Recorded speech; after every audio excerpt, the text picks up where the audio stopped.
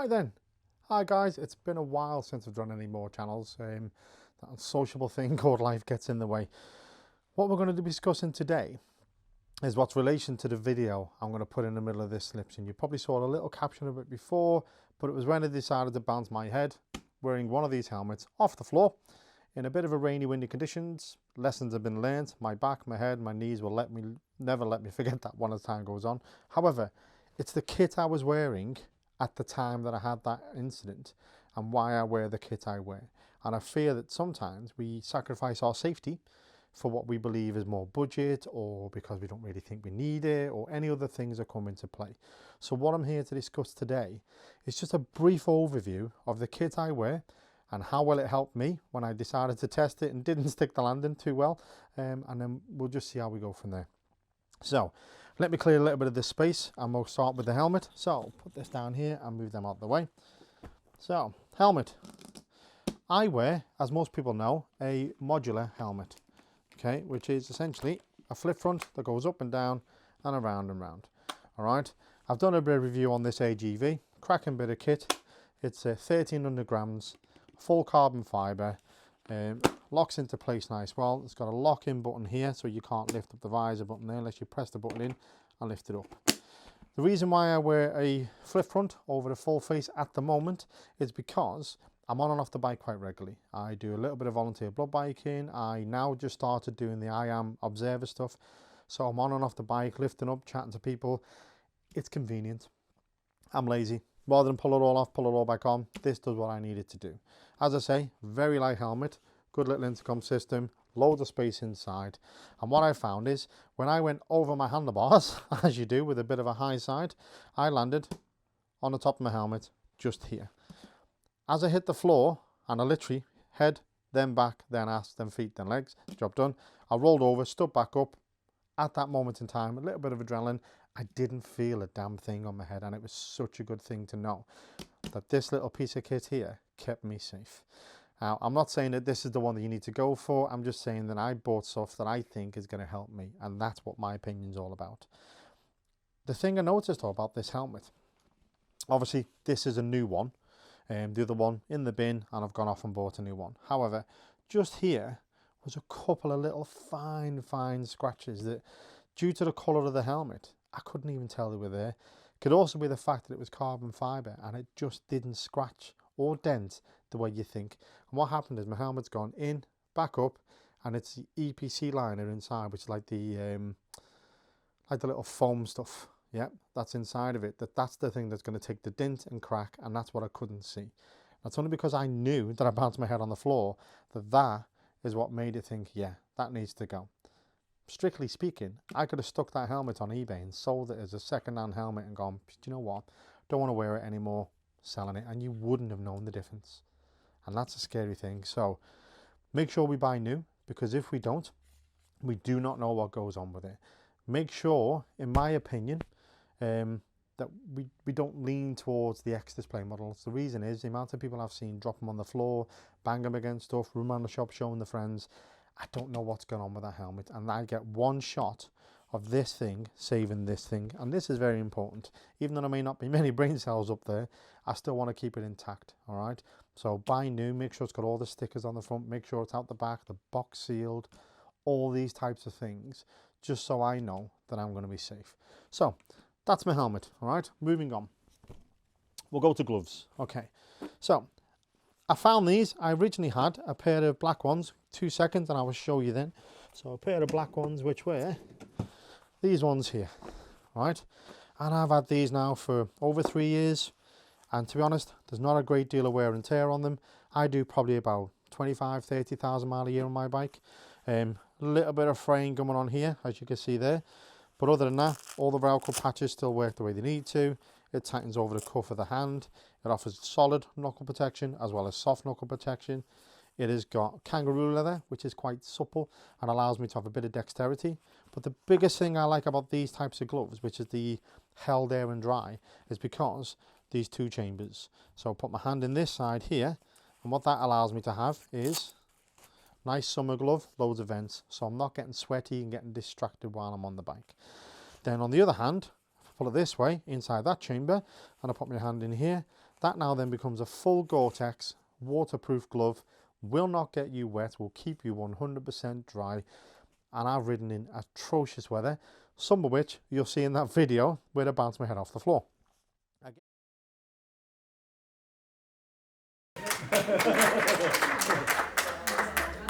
Again, because of the dexterity, it allows me a little bit of control, loads of venting. This part, when I cinch it across, you don't get that pinching feeling in your wrist because it cinches on top. It doesn't cinch around the side of the wrist, which is nice. Also, when I wear it underneath my jacket, I can tighten that right up and it goes really tight towards my hand. And side of wrist protection, good palm protection with this Supertech fabric, so I do slide on the floor, because I have not got that skill developed in myself to fall off my bike that many times that I know to tuck in and hide. I'm like everybody else and I put my hands out, and if I put my hands out like this, that's taking the brunt and my fingers and my skin, and it's not going to last long. So this, when I put my hand out, that took the brunt, that helped. A little bit stiff, fine, didn't have any issues afterwards. So apart from these being a little bit of reflective and a little fancy bits on the fingertips, it's just a good, well-made glove. A little bit of stretchiness on the thumb there, so I don't feel like it's tight on my hand. So that's why I wear these. And these, as I put my hand to the floor, after bouncing my head on the ground, yeah, fine. And they were the gloves that I wore on that day that I bounced my head off the ground, and I still wear them today, okay? A brief thing to notice, these are exactly the same size as these, but for some bizarre reason, because I've got the grey or the white, whichever way you want to look at it, they're a little bit tighter fitting than what these ones are. So when you do buy these gloves, it is best to try them on in the shop. I still got away with it, it just feels a little more snug than what these are. So there's my gloves. All right, moving on. Move these out of the way. So have a snood. Reason why I wear a snood, couple of reasons really. One, got a beard, so what I do find is if I don't, my beard sticks. I put my clip on and it attaches on my helmet and pulls on the side of that with the clips and gets a bit uncomfortable. So snood comes up, tuck it out the way, good. In those wintry rainy days, you tuck it over your face, over your neck, and it stops any wind getting to your neck there. Same with the summer. Sorry about the camera, because I'm going to be knocking down this mic one. So it covers the wind from my neck in the middle of winter. It also covers the bugs and stuff in the summer when I'm nice and warm and it's flying through and it's hitting my neck. So I wear a snood, anyone you can pick up, a couple of quid, you don't need to spend much, and it just helps you on my neck, right? So next thing then, boots. Right, my boots. Again, these were the boots I was wearing on that day. I'd done my little front flip, didn't stick the landing, so I got myself about a 3. These were recommended by one of my friends. He's got a lower ankle cut version of this, and the reason is because I'm lazy. You push this little clip in here, and we twist, and we tighten them up, and it tightens the boot all the way through, and that's called a BOA system. I now know that when this is on, all those laces are taut, nice and comfortable on my foot in all the parts I want them.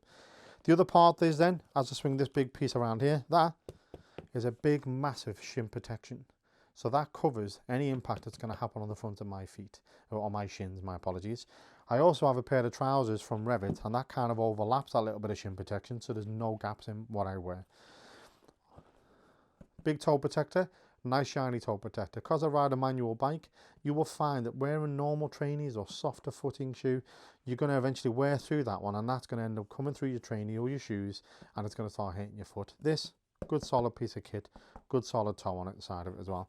Also, got ankle and heel protection, okay, and there's the ankle protection on the side there, so I know that all around my foot is going to be nice and comfortable. As a sheer aesthetic thing, a little bit of softer material so I don't scratch the inside of my bike on the foot pegs or the foot brackets, so it's nice and steady there. Other than that, again, good sole underneath, Vibram like you get with walking boots, so when I do put my foot in puddles or when I do walk around in these, they're like a pair of trainers. They're so comfortable to wear because they're a touring boot, rather than what would be like a full set of Cities or Alpine Star boots that are very rigid for track use. I'm not riding my bike on my tiptoes, I'm riding my bike nice and comfortable. So this allows a little bit of movement in my foot as I'm walking around with a little bit on the back, so I can walk around in these all day, yet when I'm on my bike, I'm just as safe as I need to be, all right? So this is why I wear these. As I landed and I've come over, it was the back of my heel here that hit the floor. Again, these are still the same boots and there's nothing wrong with them apart from a little bit of muddy wear and tear. And I don't polish these because all this is like a rubber compound. So because of that, That's just wears and tears and wears and tears. But you know what? Such a cracking pair of boots. They cost about £350, I think it was, because these are the H2O liner, which keeps it a bit cooler in summer, but nice and dry all year round. So obviously in the winter, you get a little bit colder, a little bit quicker. So we just put a couple of layers of socks on. All right.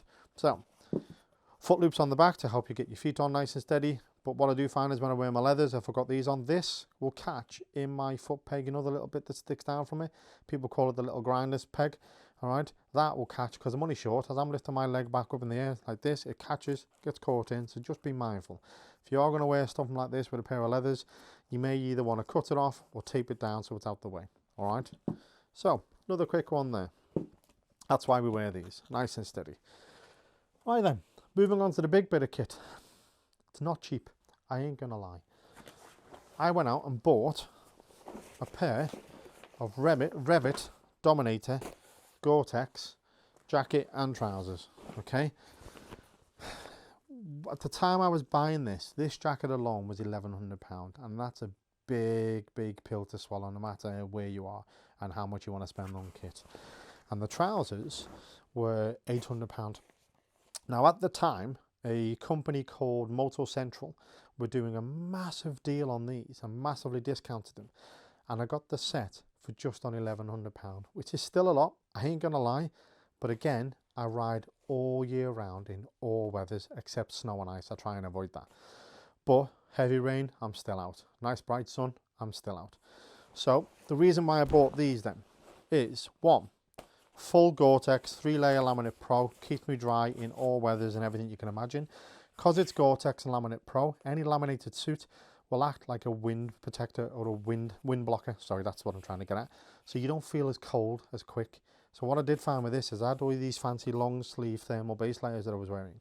When I started wearing this stuff on the jacket, I found myself having to remove these extra layers because I was getting warmer quicker because of the wind protection in this is so efficient. Right. The other thing, on my kneecap, big massive Supertech fabric, so when I slide on my knees it's going to help. And then all of this material here from my hand to my hand, that's my shin and knee protection. It wraps right round and all the way down to my shin, and I will quickly show you the way that looks in a second. I've got a nice bit of stretching material at the back, so uncomfortable. Okay, and then the one other thing is well, nice little bit of a leg loop, so I can tighten this back up in the kind of back of my calf, and it just snugs the suit a little bit tighter to me. Same with the side of the knees, sorry, side of the ankles, my apologies. We can undo this Velcro, we can get it and we can fold it all the way back, and it makes a tighter fit around my boot and around my ankle, okay, and my calf. So again, getting stuff that fits you well is the main priority. I tried on the Climb or Klim Adventure Kodiak jackets, the Badland jackets. I tried the Carlsbad jackets. I've also tried the Alpine Stars, the H2O liners. I've tried anything and everything you can imagine. I even tried the Revit Poseidon, which is a little bit laminate too, a little bit more comfy, a little bit more durable. But I just thought this, when I put it on, feels so nice to have on. Yeah, takes a little bit of bedding in because it feels really rigid when you first get on it. But I wouldn't be without this now. In fact, it had such a change in the way I'd done stuff that when I had to send these back, because I pulled the buckle off on the back of it because the stitching there come off, and I got the strap replaced, which is guaranteed for, I think it's 3 years, could be 5. It's definitely 3-year warranty on this suit. I sent it back to Moto Central. They sent it off to Revit. They restitched it, done the repair and sent it back. In that interim period, I went back to my old normal textile drop liner suit from Reacher, and I just for some reason didn't feel as safe when I was on my bike the way this made me feel. So I went out and bought, just for the trousers, a pair of RST GT leather trousers, which is a AAA standard, and the way that felt on me gave me that same mental security as the way this did. All right, the other thing I like about these, when we're riding around and we're trying to be safe, it's not always about, you know, planning for the slide or the fact that we may come off our bike. That's not our biggest thing. It's being comfortable. If you're not comfortable on your bike, what I found is you get a little bit distracted. You start dazing off, you start wondering. So in the rain, if you get too cold, too wet, you just switch off. In the heat, you get too hot, too sweaty, you switch off. So with this, I wanted to get a suit that would allow huge amounts of ventilation, which as you look at this, Put that little clip on there. I've got a massive thigh vent, and as I switch the thing all the way around and I undo this little vent on the back, I have a huge exhaust vent, and that's just on the trousers, okay? And that vent's there all the way around. Now what you can't see is the little bit of foam here is like a thick 3D meshed foam, so it never ever completely shuts itself. So when you're like this, it doesn't block that air circulating around your body, which you will find with other suits and other drop liners and stuff like this, where it's just a little bit of a mesh backing and it can flatten and you won't get the air circulation around your body. This, you can always feel it go around. And I ride a big GTR 1400 with a fair bit of wind protection, and there's still enough air getting through that to allow me to be comfortable. All right.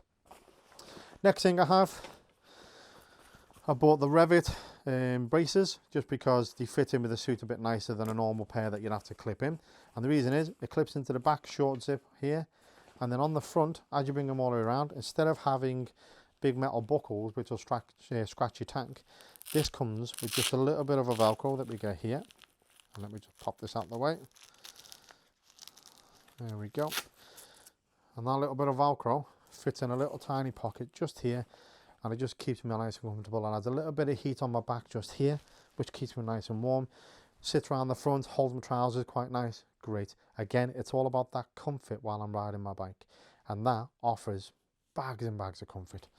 All right, I'll put these back in because if I don't, otherwise I'll forget, and when I go out later, yeah, my pants will fall down. So bear with me. You just tuck it back in, squeeze it back down there, close the gap, job done. Again then, an awful lot of reflective stuff on this, and it is very bright. I've got my jacket, and on top of that I wear like a little high-vis vest now and again. And when I took a picture of the vest just to see what it was like, the reflective stuff from this came through the back of the lining of the vest. That's how bright this stuff is. It's really good stuff. I've had these now for 2 years. I say I do an awful lot of mileage, and I've just started getting a little bit of wear and tear coming here on the little grippers on the bottom, but it doesn't detract from the suit itself. If you want a more in-depth review in any of the stuff I'm doing, please let me know and I will go through it individually. The same way I've done with my helmets. I'm open to questions, I'm open to help your finances, anything that may help you guys make a better decision on what you want to buy and how you want to ride and how safe you want to be. Great, I'm more than happy to help. All right, so that's the trousers. Let's move over here. The jacket. Right then, the jacket is a completely different beast. So again, Supertech fabric on the shoulders, Supertech fabric on the elbows, which slides as good as, if not better than leather, because of the way the abrasion material is within it. Then, as you can hear, big, thick, heavy duty 3-layer laminate Pro Gore-Tex. Now this suit is not a light suit. When you put it on, you will put an extra body weight on as well. But again, I'm happy with that because I know it's going to work for me. As we ride, so this here, that entire length there in the blue, as we can see here, all of that is a full length back protector, and that covers from just below the top of my neckline and all the way down to my coccyx. That's such a good back protector, and again, if you haven't got a back protector in your jacket, it's well worth investing. I now know there's things that come out such as the airbag vests, and there's so much good feedback from these types of equipment where they're more efficient and better than what you're going to get with a simple back protector. At the moment, I haven't got a few £100 to spend on that type of stuff because, well, I spent it all on this. So any form of back protector you can have is going to be useful for you. The Revit range uses stuff called C-Flex. Again, you have the 3DO Armor, which is the orangey stuff. I've got one down there, so I'll show you that again. But it's level 2. And again, that's the highest level that they have currently that we can kind of assign ourselves to. So again, I've gone for the best I can get at that time. Same with the shoulders. The shoulders come right round my shoulder here, halfway down by my bicep and my tricep, and just offers that massive wraparound effect. And it even comes around the back of my shoulder here. The elbows start from the elbow and come all the way down my forearm and stop just before the wrist here. So then my gloves take over that little gap again. So again, I'm overlapping the protection I have. The advantage with these types of suits, which you'll get with loads of suits on the market, is I can move that armor up and down, in the legs, up and down, to suit my body shape. All right, I'm stumpy, short legs, quite broad. I'm awkward. Okay, what I have found, as soon as you go past a 46 to 47 inch chest, all of a sudden you've got to be 6'3" because the arms on the jackets come down here and the shoulders come all the way out there. So having a suit that you can just tweak a little bit to bring that little bit of armor back in allows me to push my sleeves up a little bit more, and then put my gloves over the top with a little bit more comfort. So I don't have to try and fit the jacket. I can make the jacket fit me. Okay. These suits, they're an athletic fit. Got a little bit of pudding going on there. So what I have found is on the side of here, you have loads of little adjusting straps and a little zip that we can open up just to allow a little bit more room, again, for that little bit of comfort. Especially when you're wearing in the middle of winter, any form of base layers, thermals, you can let a bit of that slack out. And then in the summer, when you're wearing like thinner clothing, you can bring that back in again. Likewise, you have all these chest vents. So that one comes here. We have another vent down there, as you can see here. We have 2 vents on the arms. So one's here for the top of the shoulder, for the bicep, and that pulls out there and open up. And what you do is just cinch it open with this. And then we have the other one at the bottom, just near to the wrist. Again, cinch it there. Same on both sides. And then as you spin the jacket around, on the back of the jacket, we have another little back vent there. So that air can just flow all the way around and keep you nice and comfortable. All right. Again, middle of summer, there's a few occasions I've done a few of them zips up because the airflow around has been that good. I've actually felt a little bit of a chill. Nice high collar. It's nice and soft material around it, so it's not going to scratch my neck. But again, if it does and you do find that, get yourself a snood, a neck scarf, something just to put around your neck, and it stops it a little bit better. As we do with just the neck thing on this suit in particular, there's a little bit of a mechanism here that you can push all the way back to cinch it tight around your neck, or you can release it back out when you're wearing loads of thermally stuff to give yourself a little bit more room in your neck. Again, it's this type of stuff, these little features, that I believe help us where we need to be and how things fit on us. All right. You can have optional neck braces you can fit to this if you do a lot off-road, because this is an adventure suit. And the reason why I opted for the adventure suit is people ride this stuff in the middle of deserts, in the middle of hottest places we'll ever go. We live in the UK. I'm never going to get that hot. So if it works there, it's going to work more than efficiently over here in the UK. And in the middle of winter, because I can shut all this stuff down and got these little storm gutters to stop any water getting through and zip it all away, I'm done. The rain just beads straight off. Now, another big advantage of these Gore-Tex suits that I don't think a lot of people understand is washing and maintaining them. When I wash my Reacher textile suit, I found that I had to wash it, put the Nikwax stuff on, give it a good clean, dry it off, put it back in, put the waterproof stuff on, bring it back out, dry it off, and you hang it up, and it generally takes a day or two just to drip dry because you can't force the drying process in them, and then I can use my suit. Not the case with this stuff. Okay, wash it, Nikwax, as you normally would. You can even use the waterproofing, which is called the DWR, so like the waterproof repellent on top, so durable waterproof repellent on top of the suit, which allows the water to bead away. But essentially, to re-waterproof your Gore-Tex jacket, or at least from the Revit range for the Dominator suit, I stick it in the tumble dryer. And I stick it in the tumble dryer for about 10-15 minutes on a nice low steady heat, and that heat reactivates the Gore-Tex and the waterproofing technology. Good to go. So I can literally come home, wash my suit, dry it, go back out the very next day. Not an issue. The other advantages of the Gore-Tex suits I've found for me personally as well, especially when I walk into like hospitals or cafes, and with the old suit, you just dripping stuff all over the floor, which makes it slippy and I can fall over. This, you give it a good old shake, and it is practically bone dry. So all that water runs away. So again, it's that little element of safety. Now, I'm not telling everybody to run out and buy an £1,100 jacket and £800-900 pair of trousers, because that is unachievable. I was in a good opportunity where I could. However, now more and more manufacturers are starting to bring out these laminated suits, whether it be with an Aquatech membrane, whether it be with a Gore-Tex membrane. They're starting to bond their waterproof liner to the jacket. Any of those suits you can buy will massively improve if you ride in adverse weather or you ride around in the winter.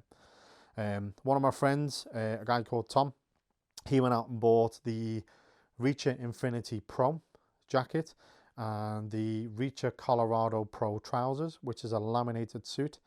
Now, here's it gets a little bit geeky. Have you ever gone camping? Okay, when you go camping and you have that little ground sheet at the bottom of the floor, that little ground sheet at the bottom of the floor is about a 10,000 millimeter hydrostatic head. What that means is I can put 10,000 millimeters of water in a tube on top of that garment or on top of that ground sheet for over an hour and it won't go through. The Reacher Infinity Pro is a 15,000 millimeter hydrostatic head. So if you've ever been camping and never got yourself wet on your feet, think of the jacket that's got more. When you move up to Gore-Tex garments, they have something in the region of 30 to 40,000 millimeter hydrostatic head. You're never going to get past that one because we're riding down the road and that wind that we're creating is going to blow the water off. So you're never going to have 30 to 40,000 millimeters of water sat on that jacket for an hour because it's just going to bead off. So again, you're going to get good garments. So any of these laminated suits, they're going to offer you a different level of safety and protection while you're there. It's been a very quick brief. I will happily go through all of this if you so wish. I can cover any more of these details, anything more on my helmets, on the boots I have, and so on and so forth. Okay, the little vest I use this one when I go observing, just because I bought it quite cheap, if I'm honest. It cost £25 from a company called, can't remember now. I will go back to it, but I think they've gone out of business now actually. It's very similar to like what would be a basic police style vest, but it's loads of mesh on it. 2 little pockets down the side, so I can put my phone in or my keys in and stuff like that. I've got a little badge on the front. It adjusts by these little Velcro patches. Again, I can have a little thing on the back of it. I can turn that around and it just fits really snug on when you got it on. Again, I don't wear high vis all the time because some days, if I'm riding in the middle, like summer and the trees and stuff are starting to change colour, that greeny high vis will blend into my surroundings. So I've got this and I wear a brighter helmet and that moves my position in the road when I'm riding, just again to keep myself safe. Okay, so very quick video. Hopefully it's got enough information for you. If there is anything that I've shown you today that you'd like a little bit more feedback on, please comments below, let me know. I'll go through it in an individual video even, and we can discuss it in greater detail. It's not a video about the reasons why I fell off my bike. I understand the reasons why I fell off my bike, and that was my error. A lot of factors come into that play. Human factors, me being a little bit tired, me being in a rush, finishing work, coming out to help on the blood bikes, had all the right intentions, but I just wasn't in the right frame of mind. I understand about my positioning of junctions. It's not about that. Sometimes things just happen. And this is the thing that I'm trying to get across to people. As much of the training courses you want to do, as much as the advanced things or track days or anything else, and how good of a rider you may be, there may be that one occasion that you just have a lapse of judgment because of other factors, tiredness, whether you're angry, frustrated, whether you've had an argument with somebody, whether you're worrying about things. We're living in a world now where we're post-COVID and we're still battling things now, and we're still battling a lot of difficulties in our life now as well. And if any of this can take away that little element of, am I okay today? Am I right? By all means do so. I'm glad it's helped. For me, helped me. I rolled on the floor, I stood back up, I felt my back hit the floor, I felt my ankles hit the floor, I definitely felt my head hit the floor, and yet, here I am today. I had a little bit of a scratchy bruising type thing on my head, but it wasn't bruised or swollen. It was just like, yeah, I could feel I've hit something there, but it wasn't any bruising. I had a little bit of a stiff wrist, but again, no bruising on my wrist. Ironically though, I did have a bruise on my thigh as I went over and I hit the big windscreen on my bike. Okay, because obviously a GTR, they have the electrical windscreens, so you get them on FTR 1300s, BMW R1200s, so on and so forth. And it was that I hit, and ironically, it was up here on my thigh, and that's the bit of protection that I didn't have, because obviously my knee was protected here. So I had a little bit of a bruise here on my thigh where my knee protection wasn't covering all the way up to my thigh.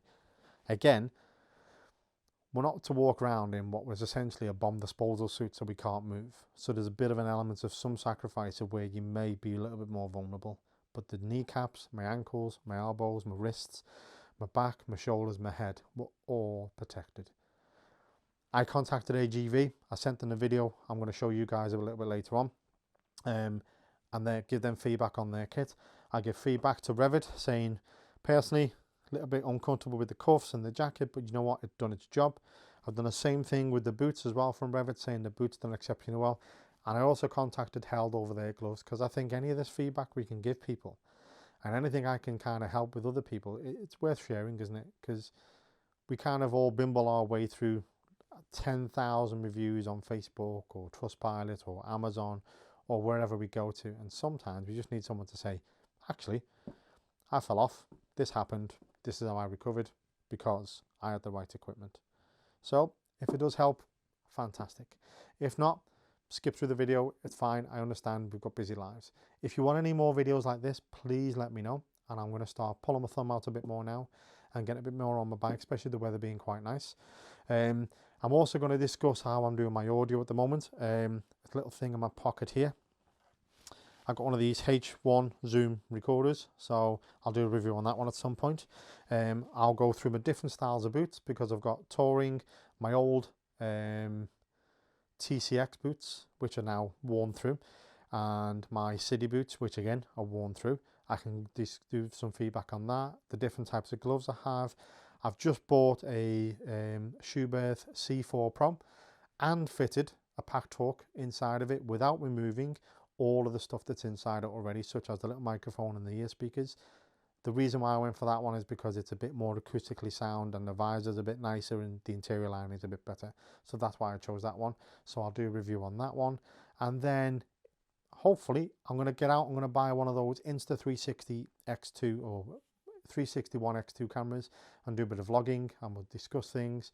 And I bought my daughter recently some bike kit of her own, because she now comes on the bike with me. And we also found a few issues around buying biking stuff for kids. That again is another issue I'd like to raise.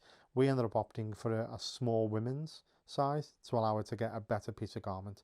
Again, give me some comments, give me some feedback, give me a couple of likes of all the algorithms and everything else that YouTube does and whatever else. And hopefully then I'll start getting a little bit more content back to you guys. And most importantly of all, thank you so much for the comments you've given me, the feedback you give me right now. It actually is invaluable. It really does help know that what I have delivered is helping people. So great. Thank you so much for your time. I know it's very important, so I'm glad you spent that little bit of time with me. Other than that, guys, I shall catch you again soon. We'll have a little bit of a chat. We'll discuss a bit more detail of all these types of things in detail and everything else that we want to do. And then other than that, hope you have a lovely day. Take care. Enjoy the weather. Stay sticky side up. Take it easy, guys. Bye-bye.